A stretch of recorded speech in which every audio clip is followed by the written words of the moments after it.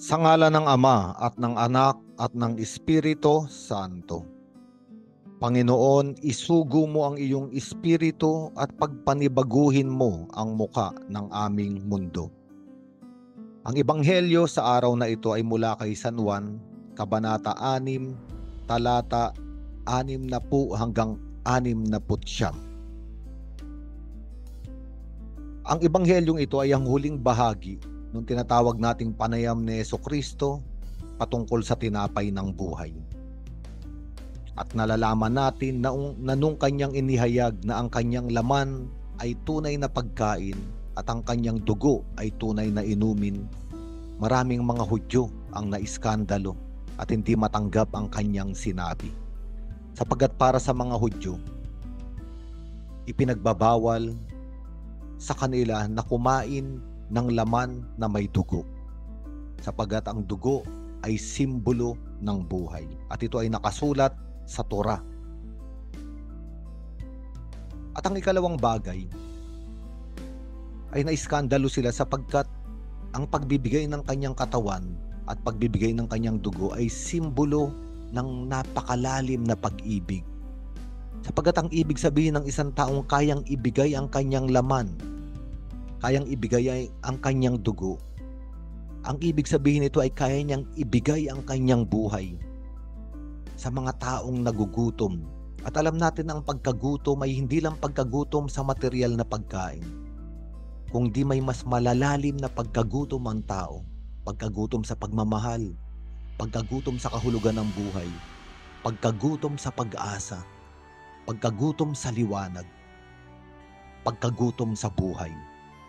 Kaya nga nung iniaalay na Jesucristo ang kanyang katawan at ang kanyang dugo ay para punuin ang mga pagkagutom na ito ng tao. Ibig sabihin, pag-aalay ng kanyang buhay ay dahil minamahal niya ang pinag-aalayan. At hindi ito maunawaan ng mga Hudyo.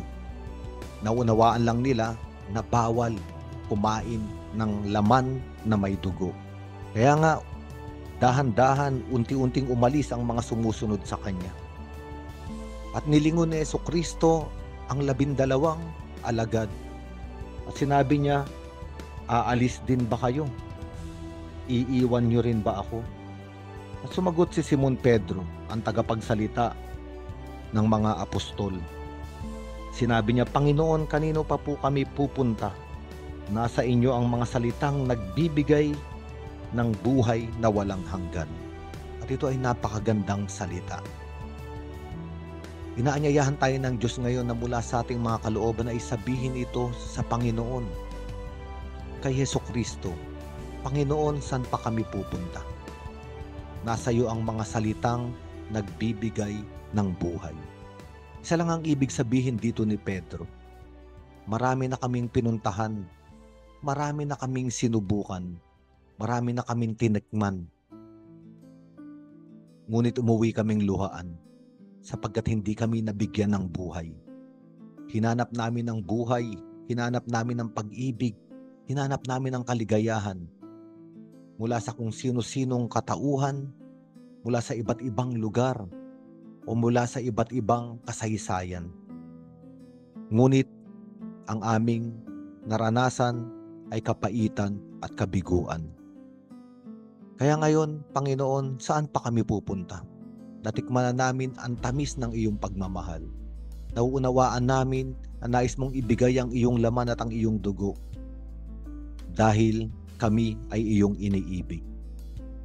At itong pagbibigay ng katawan at dugo ni Jesucristo ay naganap nung ibigay niya ang kanyang buhay sa krus.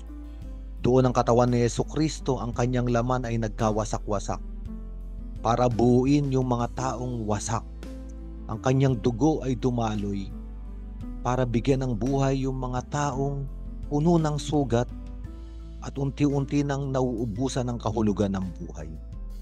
Kaya ang ating Panginoon ngayon sa araw na ito ay sinasabi sa atin, ibibigay ko sa iyo ang aking katawan, ibibigay ko sa iyo ang aking dugo, sapagkat ikaw ay aking iniibig. Sa ngalan ng Ama at ng Anak at ng Espiritu Santo.